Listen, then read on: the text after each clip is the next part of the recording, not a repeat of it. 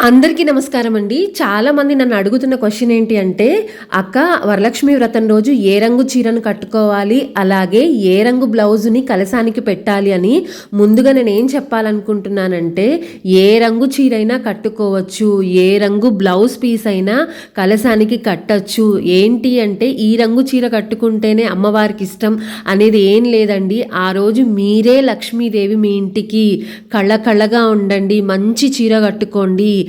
నగలు లేకపోయినా అప్పు తెచ్చుకోవడం అట్లా అస్సలు చేయకండి. ఉన్న దాంట్లో సంతృప్తిగా సంతోషంగా ఉంటే అలాంటి ఇళ్లల్లోనే లక్ష్మీదేవి నిండుగా ఉంటుందండి. ఆ రోజు ఏడుపులు కానీ, తిట్లు కానీ, గొడవలు కానీ అస్సలు పడకండి. లక్ష్మీదేవి మీ ఇంట్లోకి ఎలా రాదో నేను చూస్తాను. ఎందుకంటే అలాంటి ఇళ్లల్లోనే, అంటే ఇల్లు ఎప్పుడైతే కళగా ఉంటుందో అలాంటి ఇంట్లోనే లక్ష్మీదేవి ఉంటుంది. ఏ రంగు చీరైనా కట్టుకోవచ్చు.